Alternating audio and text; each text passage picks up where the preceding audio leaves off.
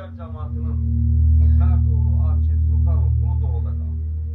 91-ci ilin son ayından mən Akif'i tanıyıram. Əmrallah, Muğanlıq və Basın kəndlərindən döyüşən gündür. Onda nə ordu vardı, nə kimsə kimə məcbur eləmir getmək üçün. Könüllü öz gücünə gəlib bizə kömək edir. Və son günü də onun yanında oldu. Təsəvvür edin, bu müddət ərzində gündə 2 ilə 3 dəfə mən Akif'lə görüşəndə ayda biraz ehtiyatlı olun, ehtiyatlı gedin, ehtiyatlı gəlin. Həmişə də bir söz eşitmişəm. Yox, Ələsgər müəllim, nə vaxt doğru olsun bura bizimkini, biz gərək buranı alaq, ona baxar, erməni gör, bu neymiş. Budur, burada yanında bir var.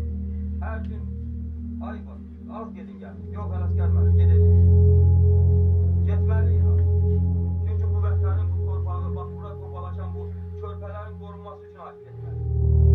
Akif kimi bir oğlu, Akif kimi minlərlə el oğlanlar, itirəm bu xalq, yaqın Akif kimiləri, Akif kimi qəhrəman oğlanlarını unutmalı da, unutmayacaq. Və birinlərin buna məğlubdur ki, Ağzəbədi icra hakimiyyətinin, Ağzəbədi müharib şöbəsinin, sərgəsini, hamısı bir yerdə, bugünkü bu iki gəncin, abidəsinin, qatiləsinin belə əbədi yaşaması üçün əllərinə gələn idi. Və mən də həmin o batalyonun bir əsərli, aksaqqalı kimi, həmin tərbiyəçilərində mavini kimi, mən Akifə olan o hörmətini, onda sanıram ki, o 161 nömrəli hərbislərin, birinci batalyonun bütün əsgərlər, bugünkü günə qədər Akif Esmətlərdən çıxarmayıb, onun orada, özünün o Karabağında təşkil olunmuş Akifin şəkilləri, söhbətləri də və bugünkü günə qədər də, ölənə qədər də, nə qədər uşaqlar saxlanılması, tək kəs Akif yaddan çıxarır. Mən arzu edirəm bir də bax bu kəndlərə, istər kənd olsun, istər Azərbaycanın qeyri-kəndlərə, heç bir ananın qapısına bir də elə xəbər getməsin, o tabut getməsin, Azərbaycanda əmnamanlıq yaratsın. Bu körpələr hamısı bir də həmin o qəhrəman oğlanlarımıza baxsınlar və o durur qatar kimi düzülsünlər ki, belə oğlanlar onların xoşbəxtlik üçün həyatlarını canlarına keçirlər.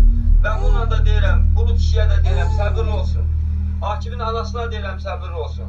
Çünki müharibəyə ancaq qurbanlar bahasına olubdur. Və qurbanlar bahasına da olur.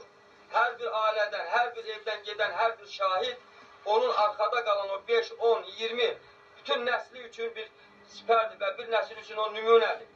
Allahdan arz edirəm ki, bir də bu kəndə, bu cəmaata belə bir qara gün göstərilməsin.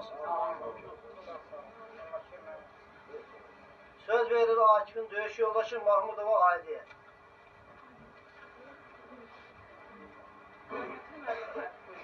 Akif'in valideynləri, bugünkü gündə biz bura Akif'in xatirəsini yad eləmək üçün yığışmışıq.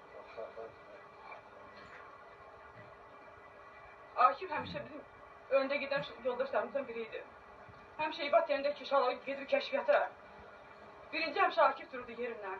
Həmin ki, gündə orta Akif gəlib çörək götürüb gedən vaxt yoldaşlarına qabalı minləşib şəhid olmuşdu. Erməni baş gətirməyə gedəndə Muğanlı kəndində, Xocavənd rayonu istiqamətdə o vaxt Akif heç yada salın, İbadı yada salın olmadı ki, belə bir oğlanlarımız var bizim qəhrəman. İndi şükür Allah'a ki, bugünkü gündə yoldaşlar sağ olsun, Ağzəbəd rayonu icra hakimiyyəti.